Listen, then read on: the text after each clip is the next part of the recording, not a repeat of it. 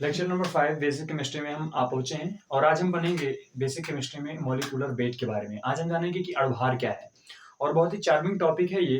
Class 9, 10, 11, 12 सभी क्लासों के लिए बहुत इंपॉर्टेंट है, हर एक क्लास में आता है और ये बहुत बेसिक चीज है, सभी बच्चों को आना चाहिए। तो आज हम पढ़ेंगे मॉलिक्यूलर वेट के बारे में। अणुभार क्या पढ़ेंगे हम? अणुभार, और इसको इंग्लिश में कहते हैं मॉलिक्यूलर वेट। मॉलिक्यूलर वेट इसे हम कहते क्या है? मॉलिक्यूलर वेट कहते हैं। और ये हमारा है लेक्चर नंबर 5 बेसिक केमिस्ट्री का। तो बेसिक केमिस्ट्री का लेक्चर नंबर 5 में आज हम जानेंगे कि अणुभार क्या है। तो सिंपल तरीके से सभी बच्चे जानते हैं कि परमाणु भार क्या है।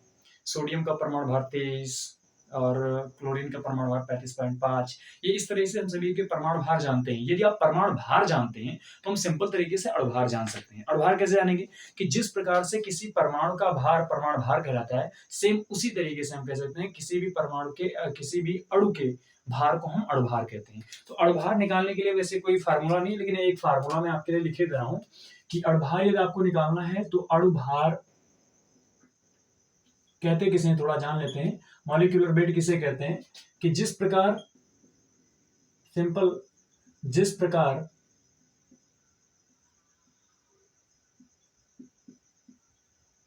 परमाणु के भार को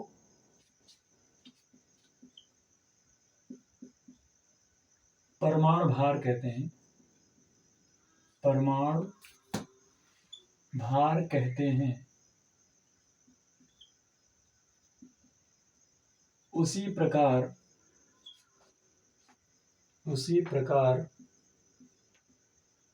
किसी अणु के भार को किसी अणु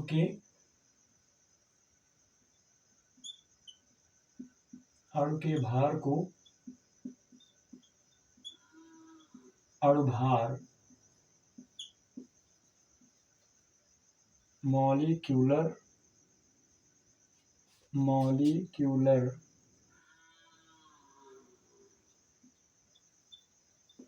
वेट कहा जाता है। ये मैंने सिंपल तरीके से लिख दिया और इसको आप कई तरीके से कह सकते हैं। हम इसमें देखते हैं कैसे निकालते हैं, अणुभार कैसे निकाला जाता है। एक फार्मूला के तरीके से इसको ले सकते हैं हम कि अणुभार बराबर लिख सकते हैं आप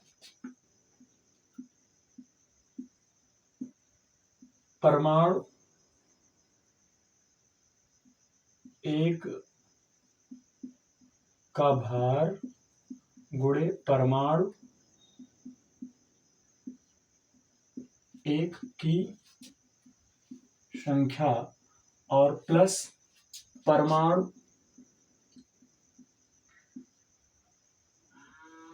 2 का भार गुणे परमाणु 2 की संख्या। और ऐसे फिर आप प्लस करते हैं परमाणु 3 के लिए कर सकते हैं ऐसे, और ऐसे परमाणु 4 के लिए कर सकते हैं, ऐसे आप लिख सकते हैं। चलिए एक उदाहरण ले लेते हैं। एक उदाहरण के इसको हम समझते हैं।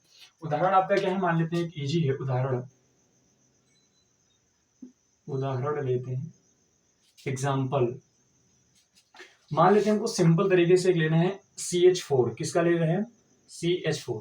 तो CH4 का हमें अणुभार कह रहा है कि CH4 का अणुभार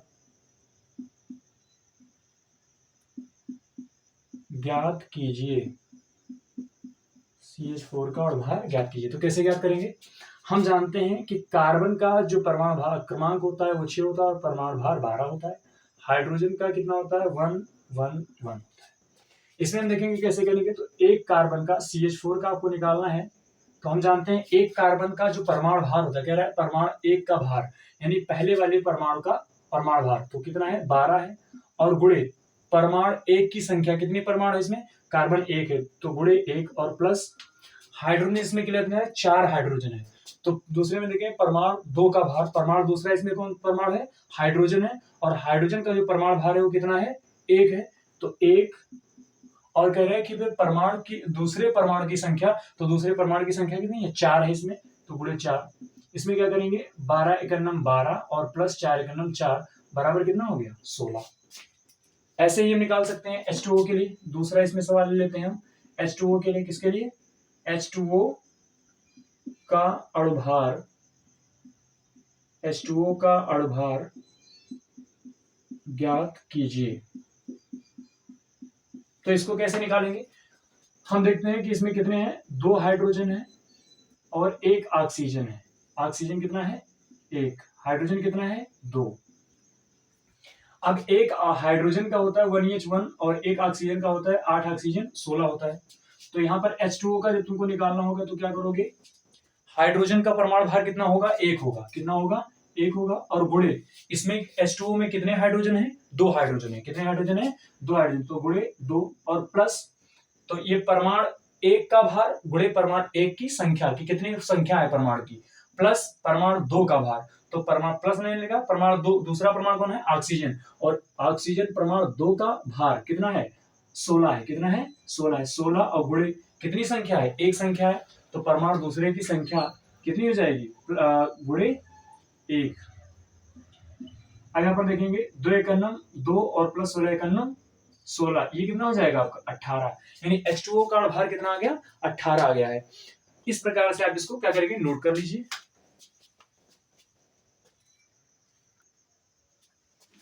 चलिए कुछ एग्जांपल और हम देख लेते हैं। जैसे हम निकाल लेते हैं NaCl का, किसका निकालते हैं, NaCl का एग्जांपल में लेते हैं NaCl।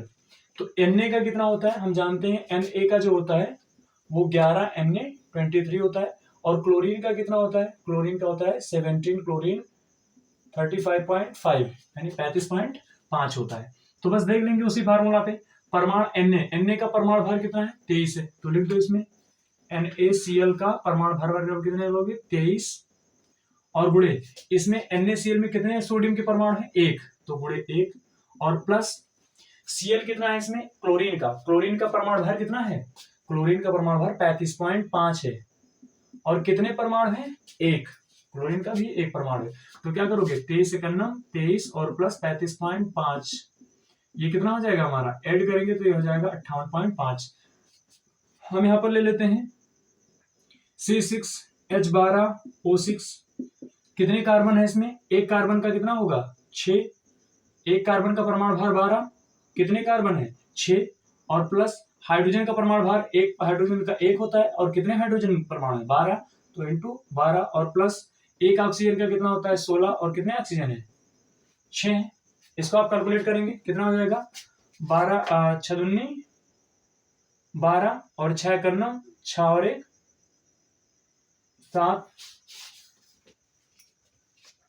72, और प्लस 12 करना 12 और प्लस 6 का हम 36, 6 करना 6 और 3 9, ये होगा ना, 6 का हम 36, 3 हो जाएगा, 6 करना 6 और 6 और 3 9। इसको ऐड कर लेंगे तो कितना आएगा, 6 और 2 6 2 8, 8 और 2 8 2 10, 1 और 9 10, 11 11 और 7 18, यानी जो C6H12O6 ग्लूकोज का जो आपका अणुभार है वो कितना है, 180 है। मैं आपको HW ले रहा हूं, इसको आप HW को इस कमेंट में पास करेंगे। आप निकालेंगे H2SO4 का, आप इसमें निकालेंगे K2SO4 का, आप इसमें निकालेंगे C2H6 का, ये 3 आप करेंगे और इस प्रकार से अणुभार निकालेंगे। चलिए बहुत बहुत धन्यवाद, और आप सीखते रहें इसको। बहुत बहुत धन्यवाद।